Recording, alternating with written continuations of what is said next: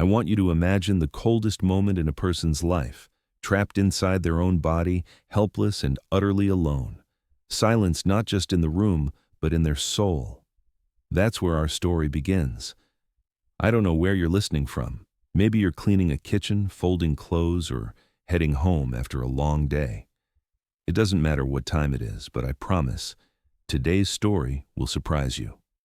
The fog rolled thick over San Francisco Bay that October morning, wrapping itself around the towering glass mansion perched on Nob Hill like a shroud of forgotten dreams. Inside, Charles Davenport lay motionless in his king-sized bed, surrounded by the cold hum of medical machines and the sterile scent of antiseptic that had replaced the warmth of his wife's perfume. At 42, this real estate mogul, who had once commanded boardrooms filled with nervous investors and built an empire worth over $60 million in prime California properties, now struggled to lift his left hand to reach for a glass of water. The stroke had come without warning 6 months earlier, during a heated phone call about Bitcoin investments that had gone south. One moment, he was screaming at his financial advisor about a $2 million loss in cryptocurrency.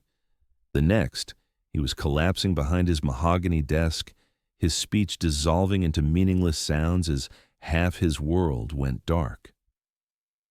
The doctor said he was lucky to be alive, but Charles wondered if this was what luck felt like, watching his empire continue to generate passive income while his body betrayed him, watching his 3 children visit less and less frequently.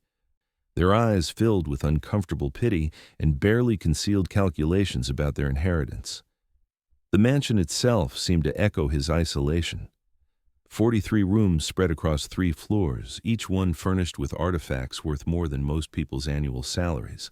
Original Picassos hanging in hallways where no one walked, a Steinway grand piano that hadn't been touched since Margaret's funeral, Persian rugs that muffled the footsteps of nurses who came and went like shadows, performing their duties with clinical efficiency but no warmth. The house breathed money, but exhaled emptiness, its floor-to-ceiling windows offering panoramic views of the Golden Gate Bridge that Charles could barely turn his head to see. His personal assistant, a sharp-eyed man named Harrison, who managed Charles's stock portfolio with ruthless precision, had hired 7 different caretakers in the past 4 months. Each one left for the same reasons: Charles's impossible standards, his bitter silences, his habit of testing their patients with small cruelties born from his own frustrated helplessness. The latest nurse, a tired woman named Patricia, who smelled of cigarettes and wore her resentment like a uniform, administered his medications with robotic precision while scrolling through her phone, counting the minutes until her shift ended. It was Harrison who suggested hiring additional help, someone to handle the domestic tasks that the medical staff ignored. "Just a cleaning lady," he had said dismissively during their weekly financial review, his laptop screen glowing with spreadsheets of assets and liabilities. "Someone quiet who won't get in the way of your recovery." Charles had nodded weakly, not because he wanted company, but because the house had begun to feel more like a mausoleum than a home, dust gathering in corners like forgotten memories. The morning Elaine Rivera first stepped off the 29 Sunset bus at the corner of California and Powell, she carried with her the scent of the working-class neighborhood where she had spent all 53 years of her life. Her hands, roughened by decades of washing dishes in restaurant kitchens and scrubbing floors in office buildings after hours, gripped a small cloth bag containing her lunch, a bologna sandwich wrapped in aluminum foil, and an apple she had bought 3 for $1 at the corner market. She had learned about the position through Maria Santos, a woman from her church who cleaned houses in Pacific Heights and had whispered about the wealthy widower who needed help, someone trustworthy who wouldn't steal the silver or gossip about his condition to the neighbors. Elaine had nodded quietly, the way she always did when opportunities presented themselves, not with excitement, but with the steady acceptance of someone who understood that work was work, dignity was dignity, and both were necessary for survival. The walk from the bus stop to the mansion took 15 minutes uphill, past rows of Victorian houses painted in cheerful colors that seemed to mock the gray sky. Elaine's worn sneakers, resoled twice at the neighborhood cobbler, whispered against the sidewalk as she climbed, her breath forming small clouds in the cool morning air. She had dressed carefully for this first day, her best black slacks, a cream-colored blouse she had ironed the night before, and a simple cross necklace that had belonged to her mother, a woman who had cleaned the same office building in the Mission District for 27 years until arthritis claimed her hands. As she approached the imposing iron gates that guarded the Davenport property, Elaine felt the familiar flutter of nervousness that came with entering a world far removed from her own. The security system buzzed her through after she spoke her name into the intercom, her voice soft but clear, carrying the slight accent that revealed her Salvadoran roots despite 40 years in San Francisco. The driveway curved through manicured gardens where every leaf seemed placed with mathematical precision, leading to a front door made of what looked like solid oak, carved with intricate patterns that probably cost more than Elaine earned in a year. Harrison met her at the entrance, his expensive suit and impatient demeanor making it clear that he considered this interaction beneath his usual duties of managing multi-million-dollar real estate deals and stock transactions. He spoke quickly, outlining her responsibilities with the detached efficiency of someone reading a grocery list: dusting, vacuuming, laundry, basic kitchen tasks, staying out of the medical staff's way. He handed her a key and a brief contract. His fingers drummed against his leather portfolio as he explained that Mr. Davenport was indisposed and that she should work quietly, efficiently, and with minimal disruption to the household's fragile routine. "He doesn't like noise," Harrison warned, his voice carrying the authority of someone who controlled trust funds and investment portfolios worth more than most small companies. "And he especially doesn't like strangers touching his personal belongings. Dust around them, don't move them. The nurse will tell you which rooms to avoid during medical procedures. Your pay is deposited directly into your account twice monthly. No cash transactions, everything properly documented for tax purposes." Elaine nodded, absorbing each instruction with the practiced patience of someone who had spent decades taking orders from people who assumed their money bought them the right to condescension. She tucked the key into her purse next to her small Bible, a worn paperback that had accompanied her through every job change, every small crisis, every moment when she needed to remember that dignity came from within, not from the opinions of others. The first time she saw Charles Davenport, he was staring out his bedroom window at the fog-shrouded bay, his profile sharp against the gray light filtering through glass that probably cost more per square foot than her monthly rent. His hair, once perfectly groomed according to the family photographs scattered throughout the house, now fell in uneven waves across his forehead. His expensive silk pajamas hung loose on a frame that had lost the robust confidence visible in the business magazine covers mounted in his office downstairs. He didn't acknowledge her presence as she quietly entered with her cleaning supplies, moving with the practiced invisibility that domestic workers master early, present enough to fulfill their duties, invisible enough to avoid unwanted attention. But Charles was watching her reflection in the window glass, studying this new intruder in his carefully controlled world with the suspicious calculation of a man who had built his fortune by reading people's intentions before they even knew them themselves. Elaine worked methodically through the room, dusting surfaces that already seemed clean, straightening objects that appeared perfectly arranged, her movements creating a subtle rhythm that somehow made the sterile space feel more alive. She hummed softly under her breath, not loudly enough to disturb. Just a gentle melody that seemed to seep into the room's silence like warmth into cold stone. It was an old song her grandmother had sung while braiding her hair before school, a tune that carried memories of simpler times when love was measured in gentle touches rather than bank account balances. Charles found himself listening, despite his determination to remain detached. There was something different about this woman's presence, something that contrasted sharply with the clinical efficiency of his medical staff or the nervous deference of previous household help. She moved through his space without apology, but also without presumption, treating his expensive belongings with respect while somehow conveying that she was not intimidated by their value. When she accidentally knocked a small sculpture, a piece worth several $1,000s, she caught it with reflexes that spoke of years handling fragile things, setting it back in place with the same care she might show to a child's favorite toy. It was during her second week that the first real test of their unspoken relationship occurred. The morning nurse, Patricia, arrived late and clearly hungover, her hands shaking slightly as she prepared Charles's daily medications. Elaine, changing linens in the adjoining sitting room, noticed the tremor in Patricia's movements, the way she squinted at the prescription bottles as if the labels were blurring, the short-tempered muttering under her breath about demanding patience and thankless work. When Patricia left for her cigarette break, leaving the medication tray on Charles's nightstand, Elaine found herself drawn to the bedside by an instinct she couldn't name. Charles's eyes, the only part of him that still burned with his former intensity, met hers with a mixture of wariness and something that might have been desperation. His left hand, the one still partially under his control, trembled as he pointed toward the pills, then made a small gesture that could have meant anything but somehow clearly communicated wrong. Elaine's heart clenched as she recognized the look in his eyes, the same helpless terror she had seen in her younger brother's face during his final illness, when he knew something was wrong but couldn't make the doctors listen.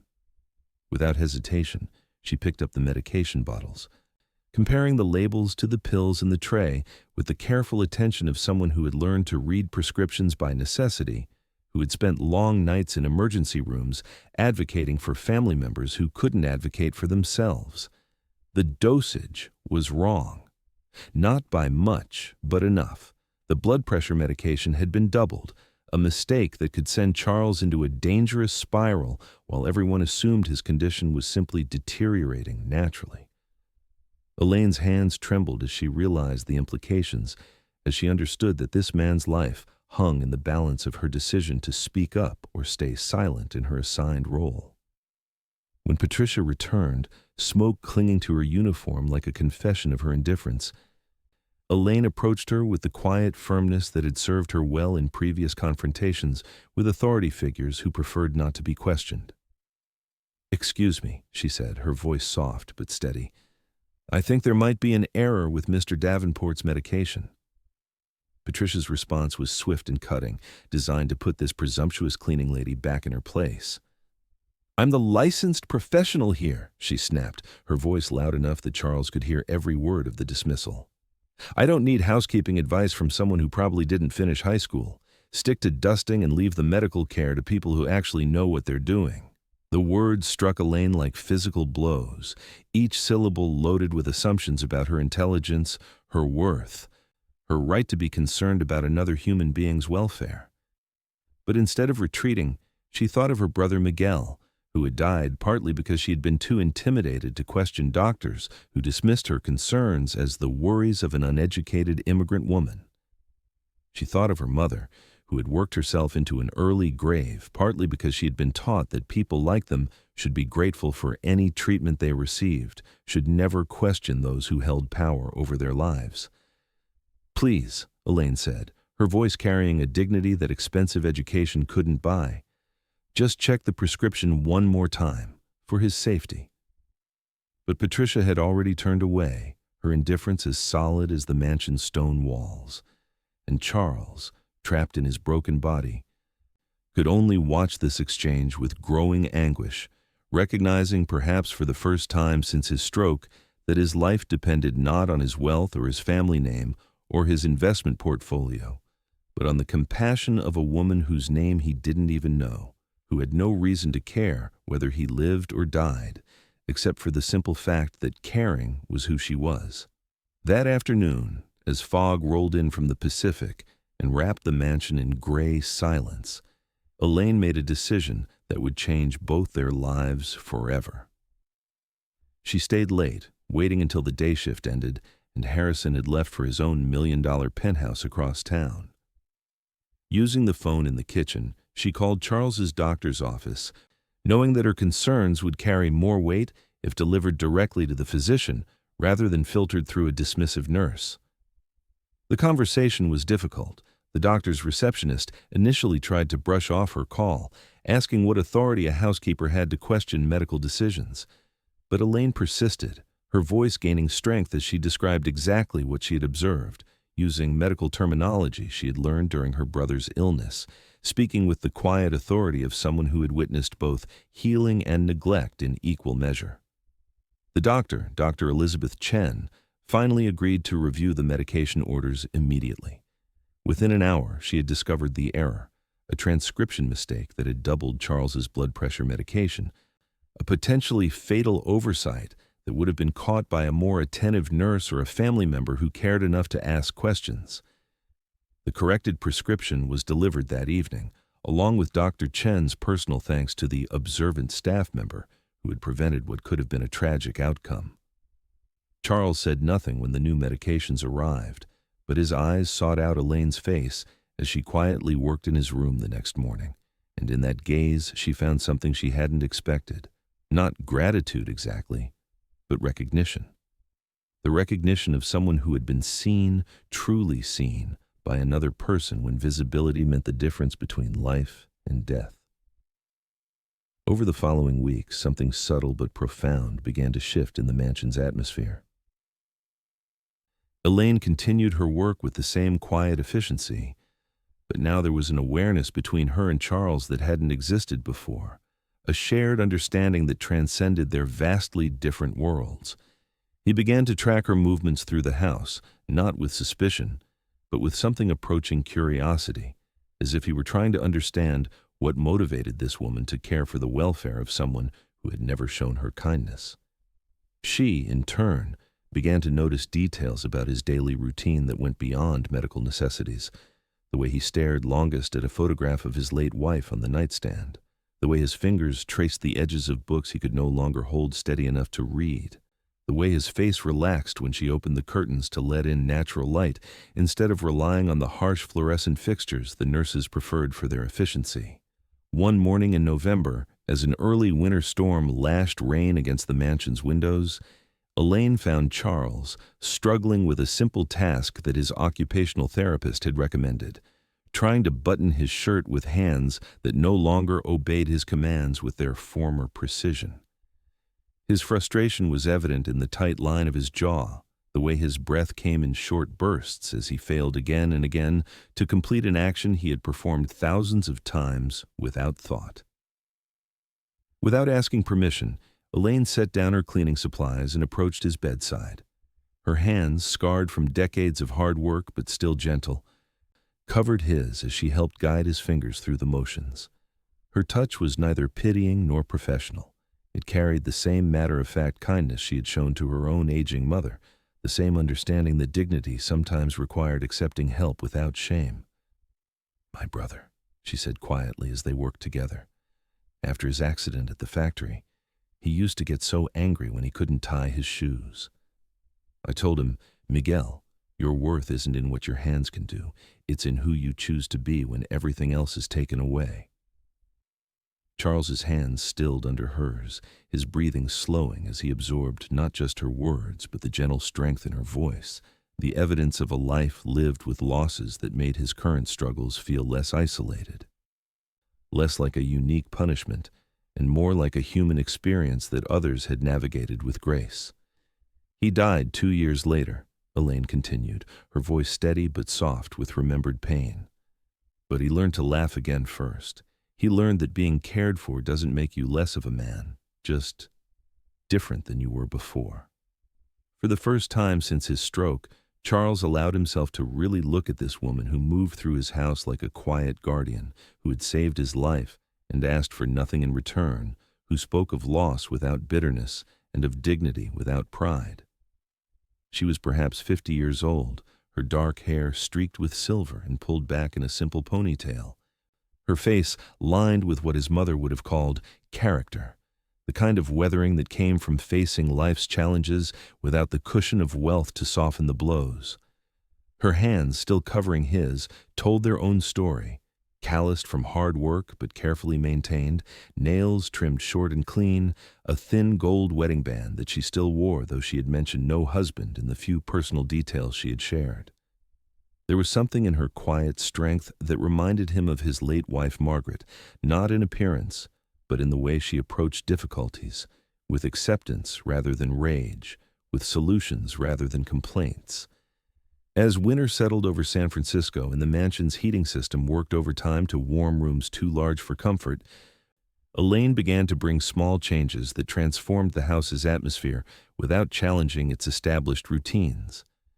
She placed a small potted plant on Charles's nightstand, nothing expensive or showy, just a simple succulent that required minimal care but added a touch of living green to the sterile white and beige color scheme.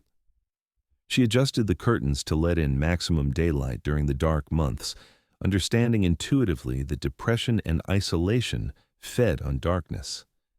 Most significantly, she began to share stories from her own life as she worked, not the dramatic confessions that nurses sometimes forced on patients to fill uncomfortable silences, but small observations and gentle memories that created a sense of connection without demanding reciprocation. She talked about the neighborhood where she lived, the small apartments and corner markets that made up her world, the children she watched grow up from behind chain-link fences, the elderly neighbors she checked on during her days off. Her stories painted a picture of a community where people looked out for each other, not because they had excess wealth to share, but because they understood that survival often depended on kindness, where small gestures carried enormous weight, because everyone knew what it felt like to be forgotten or overlooked. Charles found himself looking forward to these quiet conversations, to the way Elaine's presence filled the room with humanity rather than pity, with life rather than medical necessity. Dr. Chen, during one of her weekly visits, noticed the change in Charles's demeanor immediately. "Your vital signs are more stable than they've been since the stroke," she observed, studying his chart with professional curiosity. "The medication adjustment was crucial, but there's something else contributing to your improvement. Your stress levels are down significantly." Charles couldn't explain to Dr. Chen that his improvement had less to do with medical adjustments than with the daily presence of someone who treated him like a human being rather than a problem to be managed. He couldn't articulate that Elaine's quiet respect for his dignity had begun to restore something in him that he hadn't even realized was dying, his sense of connection to the world beyond his broken body.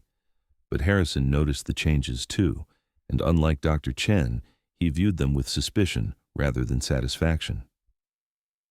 During his weekly financial briefings, he began to make subtle comments about the overfamiliar cleaning woman, suggesting that Charles might be becoming too dependent on domestic staff, expressing concern that certain people might be taking advantage of his vulnerability to position themselves for financial gain.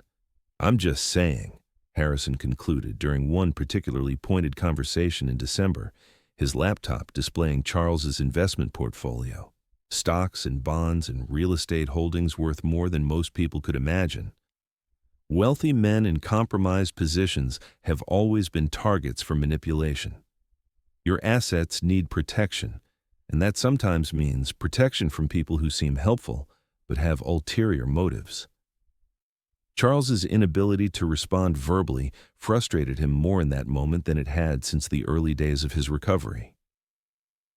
He wanted to defend Elaine's character, to point out that she had never asked for anything beyond her modest salary, that she had quite literally saved his life and expected no special recognition for it. But his words came out as fragments and gestures, leaving Harrison to interpret his meaning with the confident assumptions of someone who believed that money was the primary motivation for all human behavior.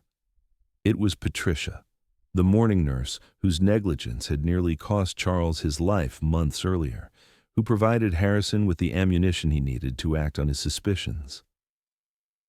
During a coffee break conversation in the mansion's pristine kitchen, she complained bitterly about Elaine's interference in medical matters, her suggestion that a cleaning lady was overstepping her bounds by questioning professional judgment. "She's got him wrapped around her little finger," Patricia confided, her resentment sharp as the winter wind that rattled the kitchen windows. "Acts all humble and concerned, but you can see her calculating every move. She's probably already figured out what his estate is worth, probably planning how to get her name written into the will. Harrison absorbed these accusations with the satisfaction of someone whose worst assumptions about human nature were being confirmed. He began to observe Elaine more closely during his visits, noting the way Charles's eyes followed her movements, the way the mansion felt different when she was there, warmer, somehow more alive, and interpreting these positive changes as evidence of manipulation rather than genuine care.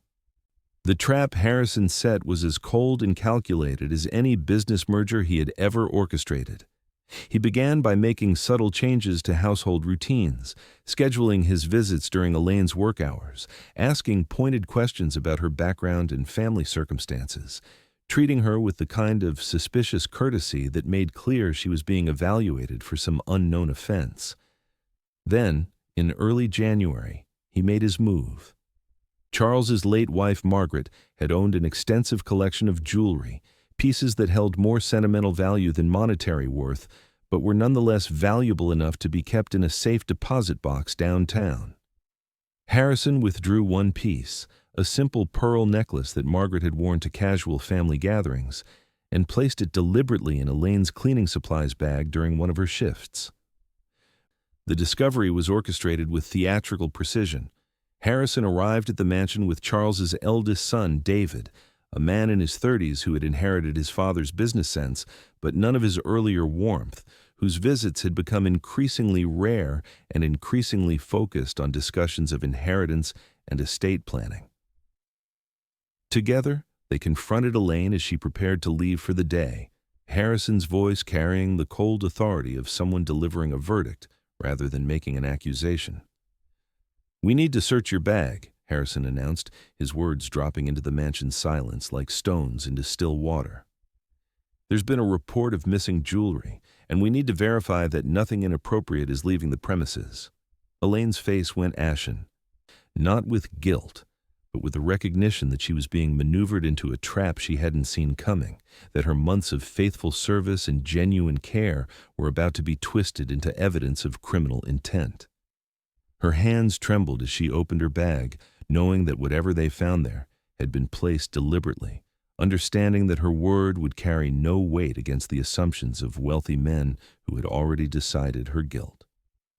When Harrison pulled the pearl necklace from among her cleaning supplies with flourish of false surprise, Elaine's quiet gasp of genuine shock was interpreted as an admission of guilt. David, who had never paid attention to her beyond acknowledging her existence with distracted nods, now studied her with the calculating coldness that his father had once used to evaluate failing business ventures. "This is exactly what we were afraid of," David said, his voice carrying the satisfied tone of someone whose prejudices were being confirmed. "Dad's been too vulnerable, too trusting. People see an opportunity and they take it." Elaine tried to speak, to explain that she had never seen the necklace before, that she would never violate the trust that had developed between her and Charles. But her words sounded hollow even to her own ears, the protestations of someone caught in circumstances that looked exactly like what they appeared to be. Her accented English, which had never bothered Charles, suddenly seemed to underscore her position as an outsider, someone who didn't belong in this world of wealth and privilege. Charles, propped in his wheelchair in the corner of the room, watched this confrontation with growing horror and rage. His left hand gripped the wheelchair's armrest so tightly that his knuckles went white, his attempts to speak producing only frustrated sounds that his son and Harrison interpreted as distress over being betrayed by someone he had trusted. Harrison's dismissal of Elaine was swift and brutal, delivered with the efficiency of someone terminating an unsuccessful business relationship. Her final paycheck would be delivered by mail. Any personal references would reflect the circumstances of her departure, and she was banned from returning to the property under any circumstances. The security system would be updated to ensure she couldn't gain access, even if she tried. "This is what happens," Harrison told Charles, after Elaine had gathered her few personal belongings and left the mansion for the final time. "When wealthy people let their guard down around domestic staff, they see vulnerability as opportunity. You're lucky we caught her before she could cause real damage to your finances." David nodded in agreement, already calculating how this incident would strengthen his position in discussions about his father's competency to manage his own affairs. Maybe it's time to consider more professional management of your personal care, Dad. People who are bonded and background checked, not just random hires from the bus line. But Charles heard none of their rationalizations and justifications. In his mind, he replayed the moment when Elaine's face had registered genuine shock and hurt at the accusation. The way her shoulders had straightened with wounded dignity, as she absorbed the blow of being branded a thief by people whose lives she had quietly enriched through months of faithful service. He remembered her gentle hands helping him with his shirt buttons, her stories about her brother's dignity in the face of disability, her vigilance in catching the medication error that had saved his life. As night fell over the mansion and the fog rolled in from the Pacific, Charles sat in his wheelchair facing the bay windows, watching the lights of the city twinkle below like scattered diamonds. For the first time since his stroke, he wept, not for his lost mobility or his compromised speech or his uncertain future, but for his failure to protect someone who had protected him, for his complicity in a system that automatically assumed the worst about people whose only crime was being born without wealth. The house felt different without Elaine's presence, colder and more sterile than it had even in the early days of his recovery. The small succulent on his nightstand began to wilt without her care, its drooping leaves a daily reminder of what had been lost through suspicion and prejudice. The new cleaning service that Harrison hired was efficient and professional, their work thorough and impersonal, leaving no trace of the warmth that had slowly been accumulating in rooms where a gentle woman had hummed old songs while she worked. Meanwhile, in the Sunset District, Elaine sat in her small apartment staring at the termination letter that had arrived in the mail, its legal language making clear that her months of service had ended under a cloud of suspicion that would follow her to any future employment opportunities. Her neighbors, the extended community of working people who had known her since childhood, offered what support they could. Maria Santos brought homemade tamales and stayed up late listening to the story of betrayal and false accusation. Mrs. Chen from the corner market quietly spread word that Elaine was looking for new work, knowing that in their neighborhood, character mattered more than references from wealthy employers. But the wound went deeper than financial concern or damaged reputation. Elaine had allowed herself to care about Charles Davenport not as an employer, but as a human being, had invested months of emotional labor in his recovery and well-being, had shared stories and gentle touches that came from a place of genuine compassion rather than professional obligation. To have that care interpreted as calculation, to have her concern twisted into evidence of criminal intent, felt like a betrayal not just of her person, but of everything she had been taught about the dignity of service and the value of kindness. She found part-time work through her church network, a few hours here and there, helping elderly parishioners with household tasks, none offering the steady income or benefits she had earned at the mansion, but all providing what Charles's house had given her in the beginning, the satisfaction of useful work performed with care and attention. She told herself she was grateful to be free of the suspicions and scrutiny that had come with caring for someone wealthy enough to inspire greed in others. But late at night, when the city was quiet, except for the distant sound of foghorns from the bay, she found herself wondering how Charles was managing without her watchful presence, whether anyone was ensuring his medications were correct, whether anyone was opening his curtains to let in the healing light of day. It was Mrs. Santos who brought her the news 6 weeks later, arriving at her apartment with a copy of the San Francisco Chronicle's business section and a look of grim satisfaction on her weathered face. The headline was modest. Buried among other local business news, real estate mogul's estate under investigation for financial irregularities. The article's details were sparse but damning. David Davenport was being questioned about suspicious transfers from his father's accounts, transactions that had occurred during the period when Charles was supposedly too incapacitated to manage his own finances. Harrison, the trusted personal assistant, had disappeared after it was discovered that he had been systematically skimming money from Charles's investment accounts, using his power of attorney to grant himself bonuses and reimbursements that Charles had never authorized. Most significantly, the investigation had revealed that the pearl necklace stolen by the former housekeeper had never been missing at all. It was still in the safe deposit box where Margaret Davenport's jewelry had been stored since her death, its presence there documented by bank security cameras that showed Harrison removing a different piece for what he claimed were insurance appraisal purposes. They needed someone to blame, Mrs. Santos said, her voice carrying the knowing sadness of someone who had spent decades watching wealthy people protect themselves by sacrificing those with no power to defend themselves. They took that man's money, and they took your good name to cover their tracks. Elaine read the article twice, absorbing not just the vindication of her character, but the implications of what Charles must have endured, the realization that his trust had been betrayed by those closest to him, that his vulnerability had been seen as an opportunity for exploitation by the very people charged with protecting his interests. Her anger at her own treatment was replaced by a deeper sorrow for a man who had lost not just his physical capabilities, but his faith in human decency. The letter arrived 3 days later, delivered not by standard mail, but by a courier service that required her signature for receipt. Her hands trembled as she opened the envelope, recognizing somehow that it contained more than a business communication, that someone had taken the time and effort to reach across the divide between their worlds to deliver a message that mattered. The handwriting was shaky but legible, evidence of hours of patient effort by someone relearning to control a pen with damaged fingers. The words were simple but carried weight accumulated through months of silence and regret. Dear Elaine, I know you saved my life twice, once with the medicine and once by showing me what kindness looks like when it asks for nothing in return.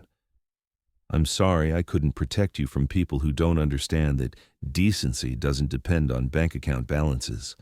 If you are willing, I would like the chance to thank you properly. Charles. Below his signature was an address, not the mansion on Nob Hill, but a smaller place in the Richmond district, closer to her own neighborhood, along with a date and time written in the careful script of someone for whom each word represented significant effort. The cafe where they met was nothing like the sterile elegance of the mansion. It was a neighborhood place where retired city workers gathered for morning coffee and bus drivers stopped between shifts, where the coffee was strong and the conversation was real, and no one measured another person's worth by the cost of their clothing. Charles arrived 10 minutes early, moving slowly with a walker but under his own power, his appearance marking him as someone recovering from serious illness, but no longer surrounded by the medical equipment that had defined his existence for so many months. Elaine recognized him immediately despite the changes. He was thinner than she remembered, his expensive clothes replaced by simple khakis and a sweater that looked like something his late wife might have chosen for casual family gatherings. But his eyes held something that hadn't been there during her months of caring for him in the mansion: clarity, and beneath that clarity, a humility that suffering had carved into features that had once been sharp with the confidence of unquestioned privilege. They sat across from each other at a small table by the window, the morning fog lifting to reveal glimpses of the Pacific in the distance. For several minutes, neither spoke, but the silence was different from the wordless communication that had developed between them in his sick room. This was the quiet of two people who had been through a storm together and were now assessing what remained. I knew, Charles said finally, his words careful but clear, evidence of months of speech therapy and determined practice. I knew when they showed me that necklace that you didn't take it. I knew because I'd been watching you for months and I'd never seen you take anything that wasn't already broken and needed fixing. His voice carried the kind of exhaustion that comes not from physical effort, but from confronting uncomfortable truths about people and systems that had shaped your entire life. Harrison and David, they saw what they wanted to see. They saw a working-class woman in their wealthy world, and they assumed she was there to take something. They couldn't imagine that maybe she was there to give something instead. Elaine's eyes filled with tears she had been holding back for weeks, not tears of self-pity, but of recognition, the relief that comes when someone sees you clearly and speaks that seeing aloud. "I never wanted anything from you," she said, her voice soft but steady. You were someone who needed care, and I know how to give care. That's all it ever was." "I know," Charles replied, and in those two words was an acknowledgement that went beyond the specific betrayal they had both endured, that reached toward a deeper understanding of how rare and valuable her kind of selfless service had been, how completely he had failed to appreciate it while it was happening. They talked for 2 hours, sharing stories that had been interrupted by his stroke and her abrupt dismissal from his life. Charles spoke about his recovery, the slow process of rebuilding not just his physical capabilities but his trust in other people. He had moved out of the mansion, he explained, unable to continue living in a place that had become associated with betrayal and manipulation. His new home was smaller, more manageable, staffed by people recommended by Dr. Chen rather than chosen by Harrison's calculus of cost and convenience. Elaine told him about her current work, the elderly church members she helped with shopping and household tasks, the satisfaction of being useful without the complications that came with wealth and suspicion.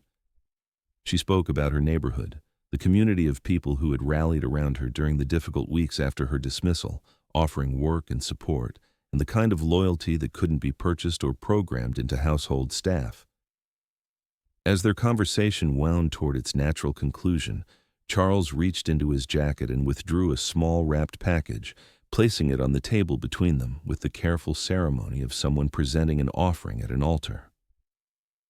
Inside the tissue paper was the small succulent from his nightstand, no longer withering but healthy and green, its pot decorated with a simple ribbon. "I kept it alive," he said, his words carrying layers of meaning that had nothing to do with plant care. "It reminded me every day that some things grow better when they're tended by people who understand what they need, rather than people who just follow instructions." Elaine accepted the plant with the same gentle care she had shown to everything else in Charles's world, cradling the small pot in her weathered hands as if it contained something precious. And perhaps it did. Perhaps it held the proof that kindness planted carefully can survive even in the coldest soil, that attention given freely creates roots that go deeper than obligation or transaction. They parted that afternoon with handshakes rather than embraces, with mutual respect rather than emotional declarations, understanding that what they had shared was too real and too valuable to be diminished by attempting to define it in categories that didn't quite fit. Charles returned to his new life of careful recovery and hard-won wisdom, while Elaine went back to her world of necessary work and quiet service, both carrying something different than they had brought to their brief but profound partnership. 2 years later, the mansion on Nob Hill was sold to tech entrepreneurs who planned to renovate it into something more suited to their vision of modern luxury. The Steinway piano was donated to a music school in the Mission District, where children whose families had never owned anything made of ebony and ivory would learn to create beauty from keys that had once been silent in rooms where money lived, but music had died. Charles's recovery continued steadily, but never completely. He walked with a cane instead of a walker. His speech was clear but measured. His left hand retained enough dexterity for writing letters, but not for the confident handshakes that had once sealed million-dollar deals. He managed his business interests with the help of a team of professionals recommended by Dr. Chen, people whose competence was balanced by compassion, whose loyalty was earned through respect rather than demanded through intimidation.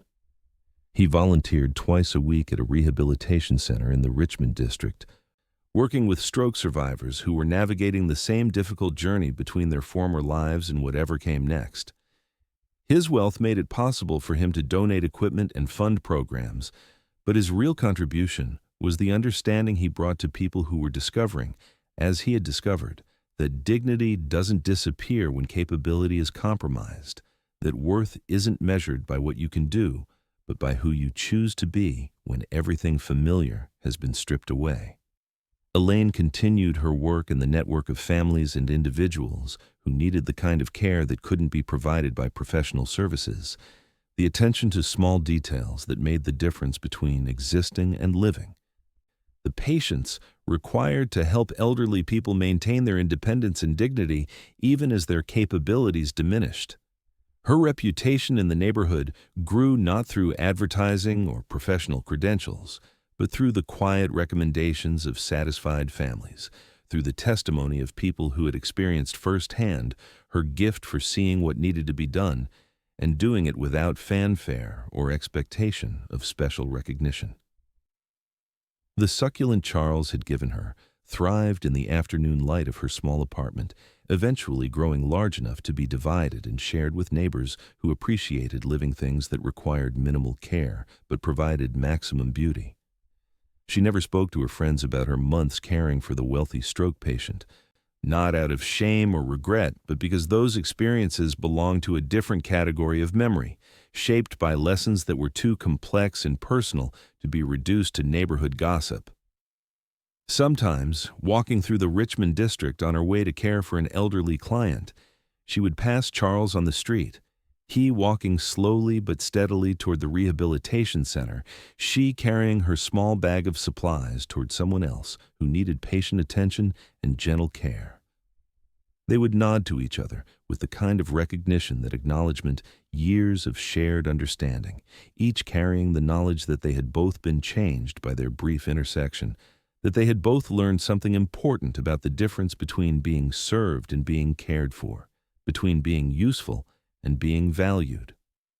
Their lives had touched during a period when both were vulnerable and both were learning hard lessons about trust, betrayal, dignity, and redemption.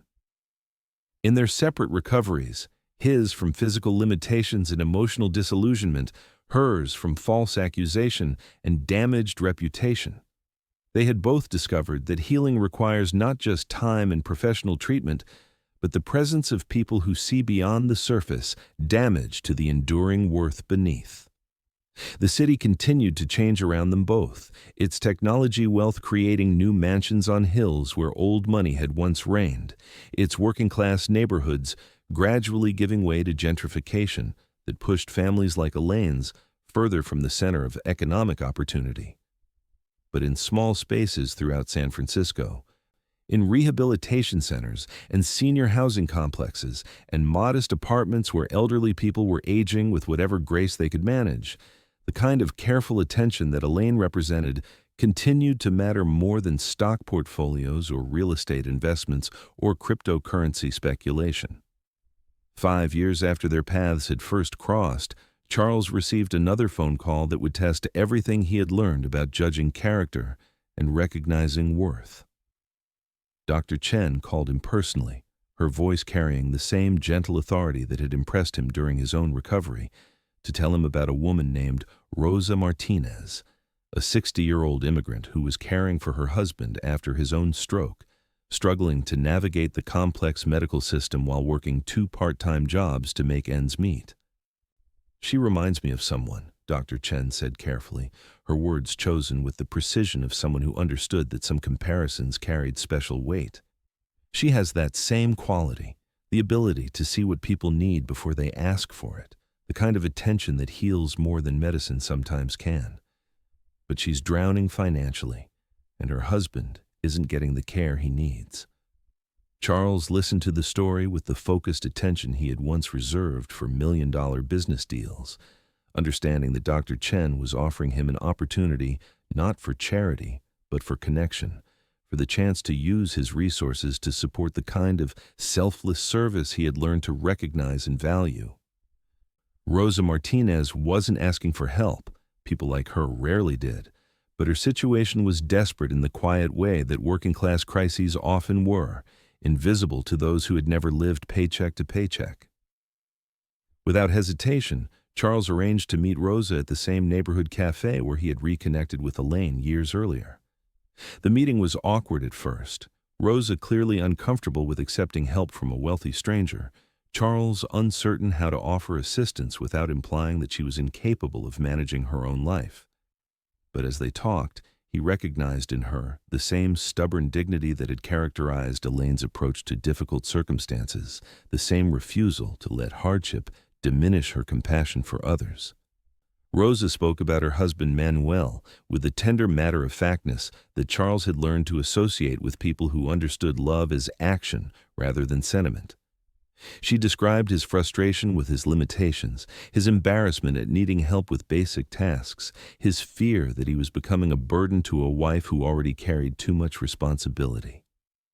Her voice never carried complaint or self-pity, only the careful calculation of someone trying to stretch resources that were already stretched beyond reasonable limits.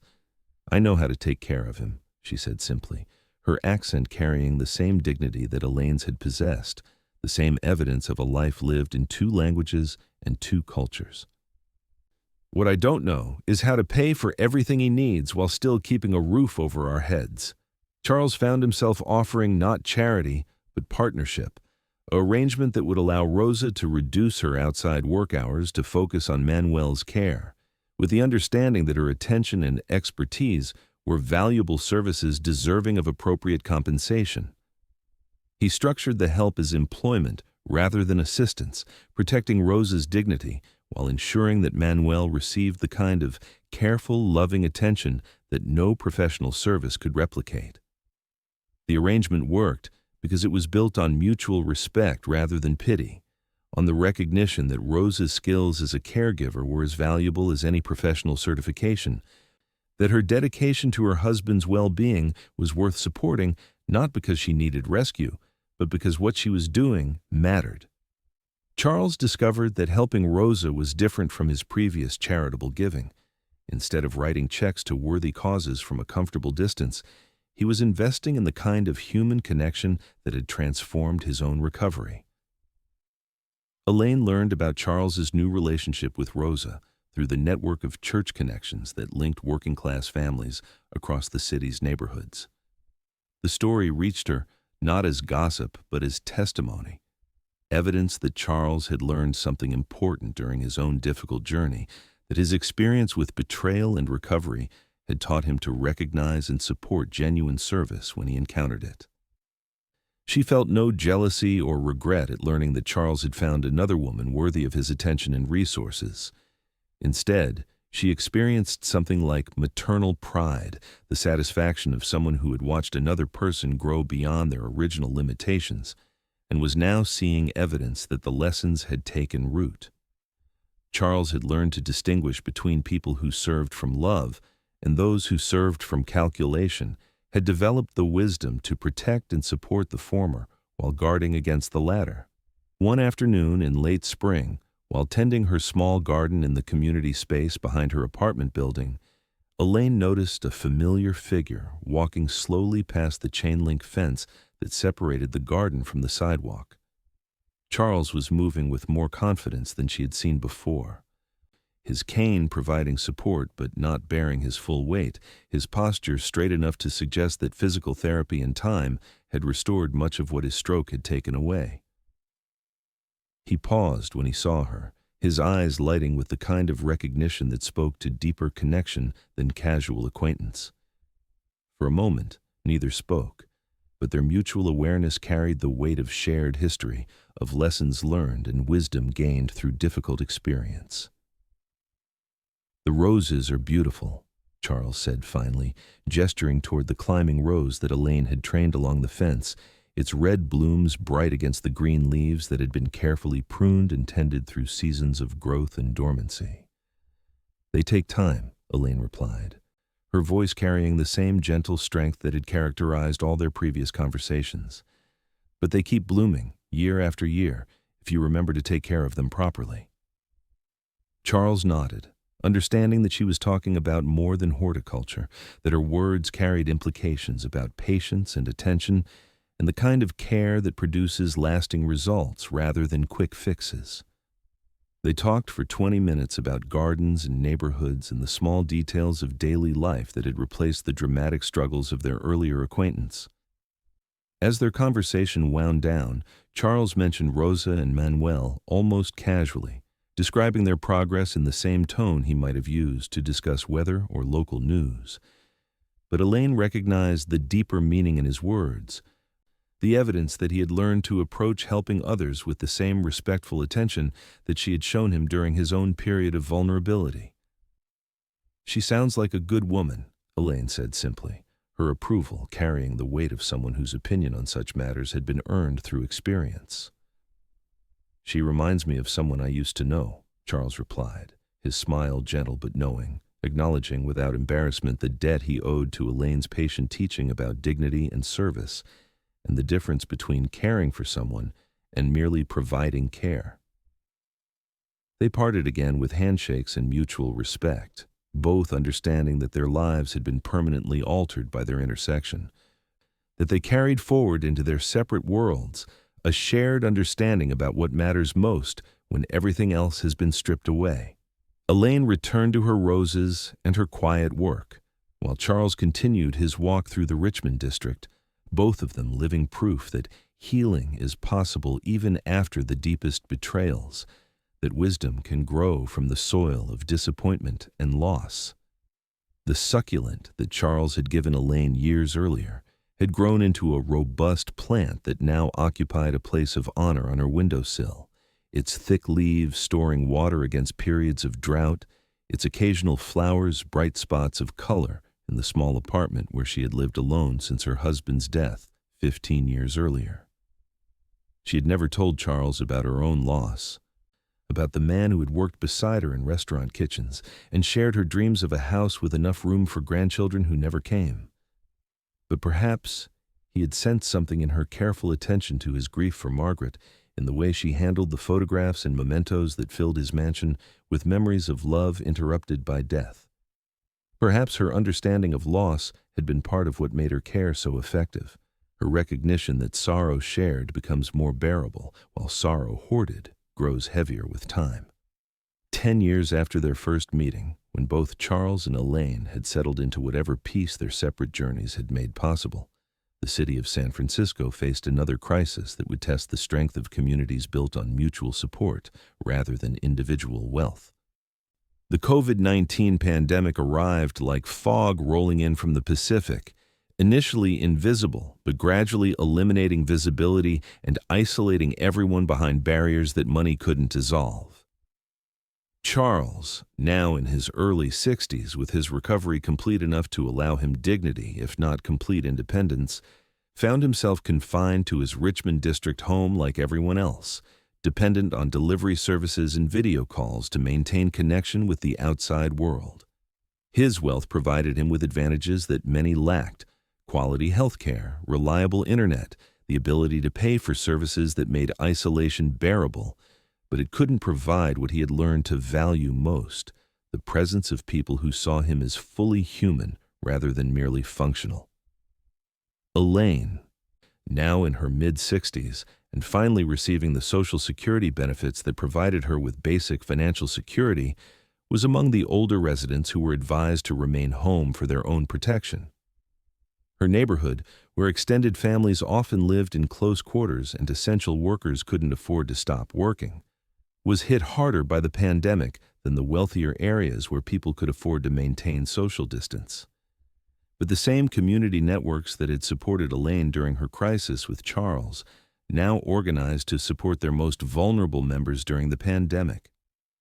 Younger neighbors did shopping for elderly residents. Church members maintained contact through phone chains that ensured no one was forgotten.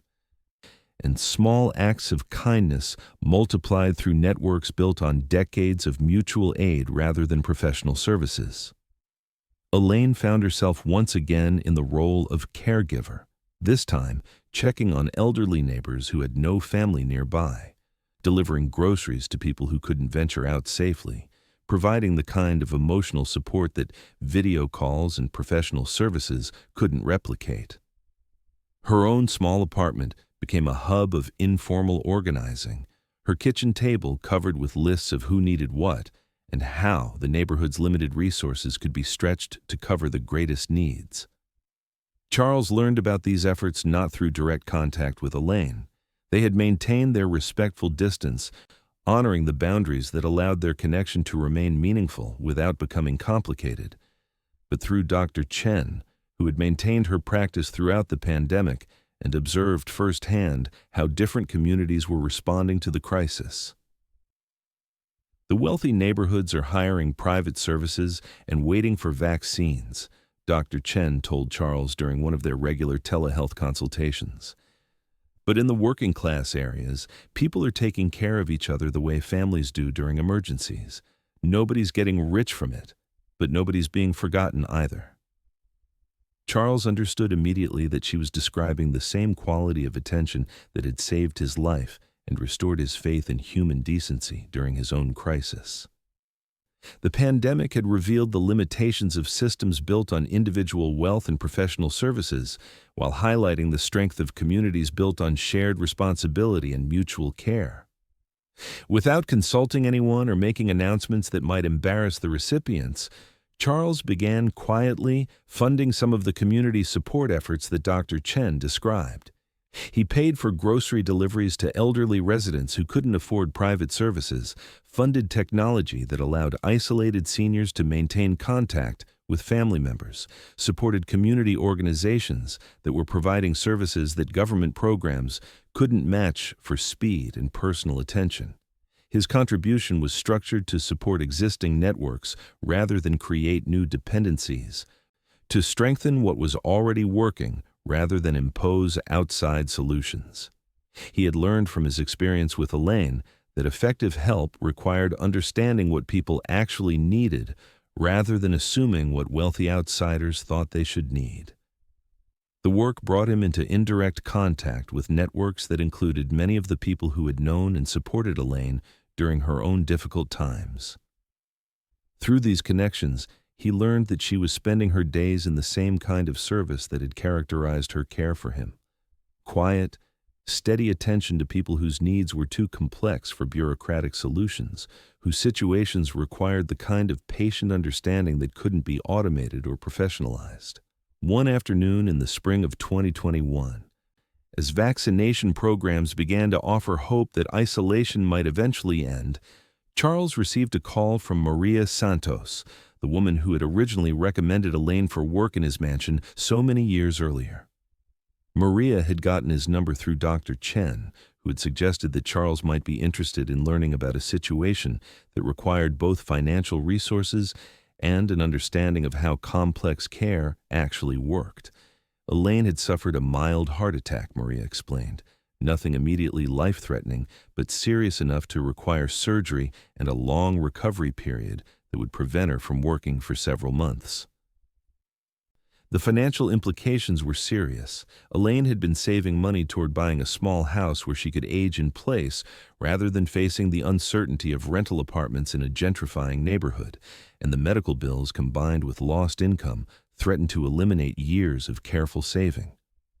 But more significantly, Maria continued, Elaine's inability to work meant that several elderly neighbors who depended on her care were now without the support they needed to remain safely in their own homes.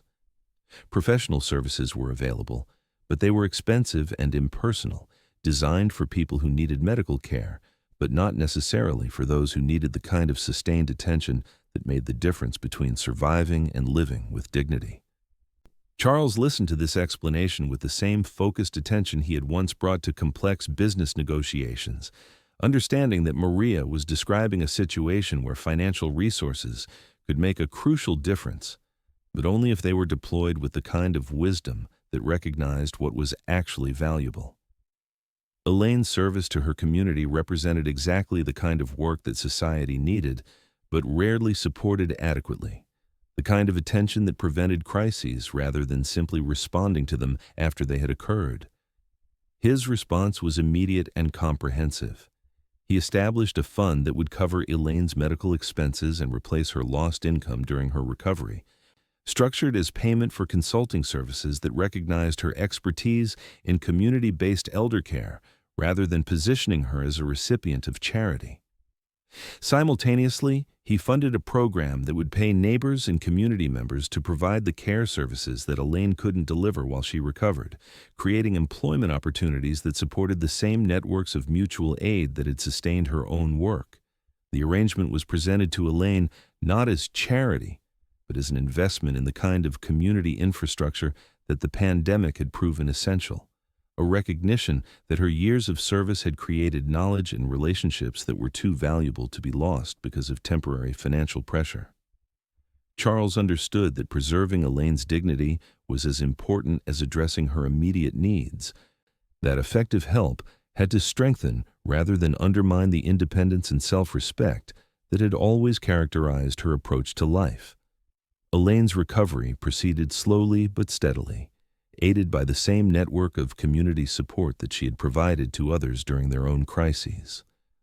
Her small apartment, filled with flowers from neighbors she had helped, with homemade soup from church members who remembered her kindness during their own difficult times, with cards from elderly people whose lives she had quietly enriched through years of patient attention.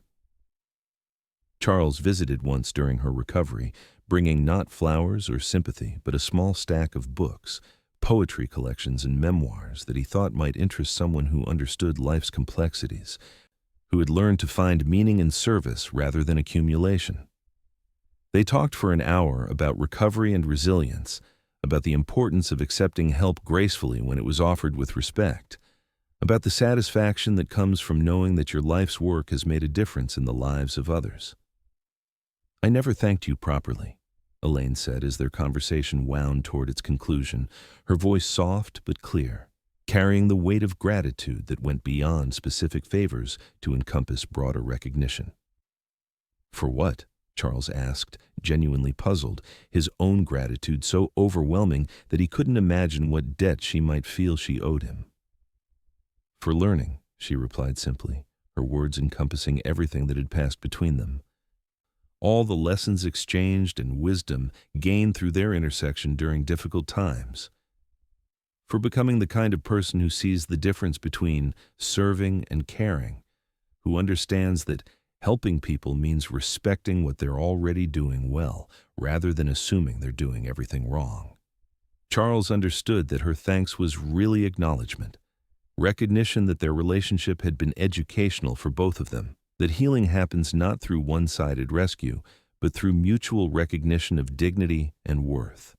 They had both been transformed by their connection, both learned to see beyond the surface categories that society used to divide people into those who served and those who were served, those who needed help and those who provided it. As Elaine's health improved and she gradually resumed her work in the community, Charles continued his own evolution from someone who measured worth through financial success to someone who recognized value in forms that couldn't be quantified or commodified.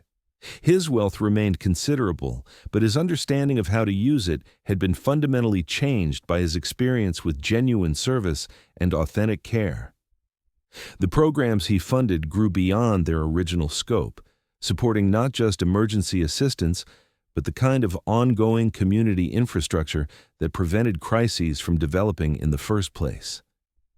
He learned to work with existing networks rather than creating new bureaucracies, to support people like Elaine, who already understood what their communities needed, rather than importing solutions developed by people who had never experienced the problems they claimed to solve. 15 years after their first meeting, 20 years after Charles's stroke had introduced him to vulnerability and dependence, both he and Elaine had settled into what might be called wisdom, the understanding that comes from surviving difficult times without losing faith in the possibility of kindness, from learning that strength and fragility often coexist in the same person, that giving and receiving help are both necessary parts of fully human existence. Charles's mansion had become a community center, its grand rooms now filled with support group meetings and educational programs, its beautiful grounds maintained by teenagers learning job skills while earning money for college. The Steinway piano, returned from its years in the Mission District Music School, was now played regularly by students and community members who had learned, as Charles had learned, that beauty shared becomes more beautiful rather than being diminished by distribution. Elaine's small apartment remained simple and unassuming, but it was surrounded by a network of relationships that had been strengthened rather than weakened by years of mutual support and shared struggle. The succulent that Charles had given her so many years earlier had grown large enough to be divided dozens of times, its offspring thriving in apartments and community gardens throughout the neighborhood. Each plant carrying something of the original story about care given freely and received with gratitude. Sometimes, walking through the Richmond district on warm afternoons when the fog lifted to reveal the Pacific stretching toward the horizon, they would encounter each other on the street. Two people whose lives had intersected during a time of crisis and transformation, who had learned together what it meant to be truly seen and valued by another human being. They would nod with the kind of recognition that acknowledges shared history without requiring extended conversation, each carrying forward the knowledge that they had both been changed by their connection, that they had both learned something essential about what it means to be fully human in a world that often reduces people to their economic function or their professional credentials. Their story became part of the larger story of their city, their neighborhood, their community, evidence that healing is possible even after the deepest betrayals, that wisdom can be gained from the most painful experiences, that kindness shared freely creates connections that survive long after the original crisis has passed. In small apartments and community centers, in rehabilitation facilities and senior housing complexes, in all the places where people learn to depend on each other, not from weakness, but from recognition of their shared humanity, the lessons of their connection continued to matter. Continued to make the difference between mere survival and life lived with dignity and grace. And you? Have you ever worked for someone who learned from you without saying it out loud? Have you ever been the quiet strength that held someone's world together, only to have your efforts dismissed or your character questioned by people who couldn't imagine that service might come from love rather than calculation? Tell me your story in the comments. Your experience matters, your dignity deserves recognition, and your wisdom needs to be shared. If this story touched something deep in your heart, if you recognized yourself in Elaine's quiet strength or felt the injustice of her false accusation as if it were your own, please leave a like and subscribe so it reaches another woman who needs to be reminded that worth isn't determined by bank account balances, that true wealth lies in the ability to care for others with grace and patience, that kindness is never wasted even when it's not appreciated by those who receive it. For more heartfelt stories that honor the dignity of working people and celebrate the strength found in service, click the link to our podcast. Thank you for walking this emotional journey with us, for opening your heart to a story about two people who discovered that healing happens not in isolation, but in connection, that redemption is possible for both the wounded and those who tend their wounds with gentle hands and understanding hearts. We'll see you in our next story, where we'll continue to explore the hidden heroism of everyday people who make the world more bearable through small acts of courage and tremendous reserves of hope.